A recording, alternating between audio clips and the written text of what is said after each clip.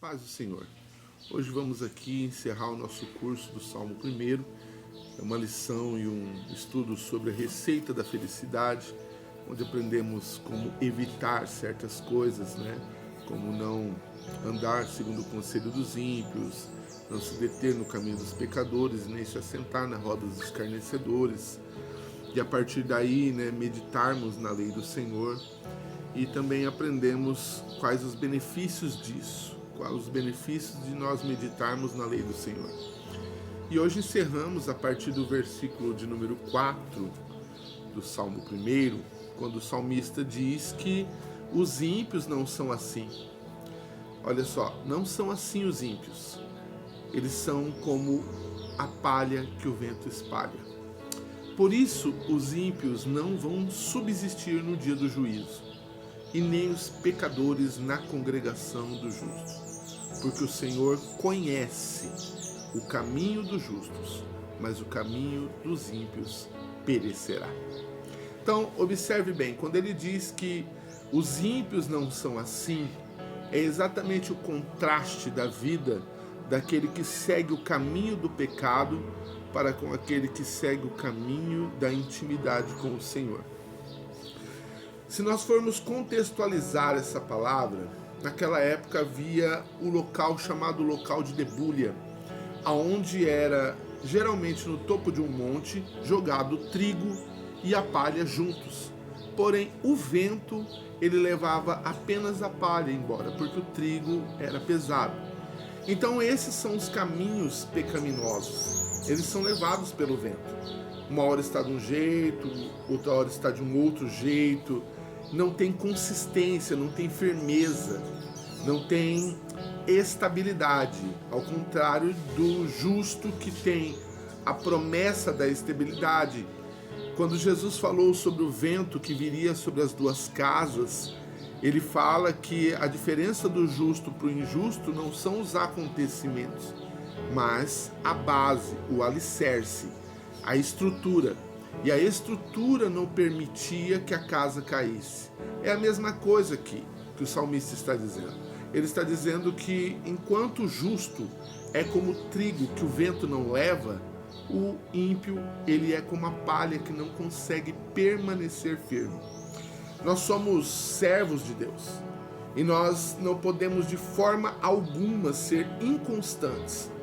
Porque se a palha significa que somos facilmente enganados, e olhe só, hoje em dia existem vários tipos de igrejas, pregadores, pastores, líderes, pregando acima de tudo no seu bel prazer, a sua própria vaidade, manipulando de uma maneira que as pessoas elas sintam vontade de alimentar os próprios desejos. É exatamente aonde mora o engano, e o que Paulo disse a Timóteo, que os últimos dias seriam marcados por pessoas que não queriam ouvir essa doutrina, mas se alimentar dos seus próprios desejos e amontoar mestres que falassem apenas aquilo que viesse satisfazer o seu desejo. Então, é por isso que o salmista ele termina dizendo que os ímpios eles não vão subsistir no dia do juízo. Ou seja, ele está dizendo, haverá um dia de uma prestação de conta. Haverá um dia onde as coisas terão que ser acertadas. E nesse dia, os ímpios não vão subsistir. Eles não vão resistir.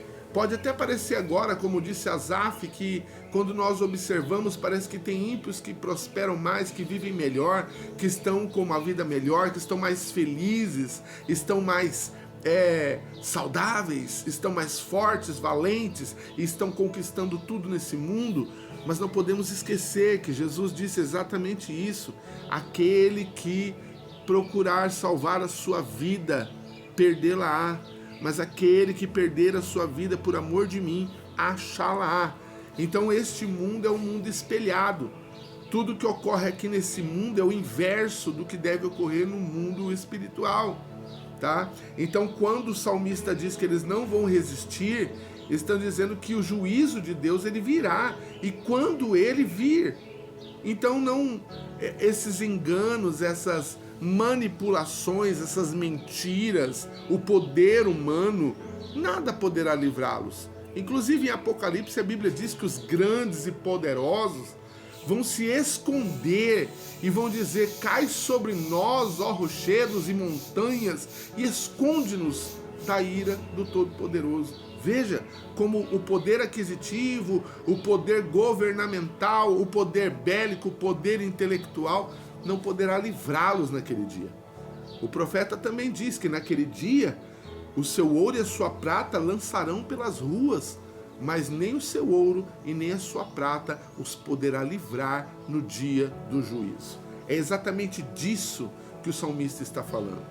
E ele ainda diz: o Senhor conhece o caminho do justo. Ele conhece o caminho do justo, ele sabe como que o justo se comporta, como que o justo se esforça para estar na presença de Deus.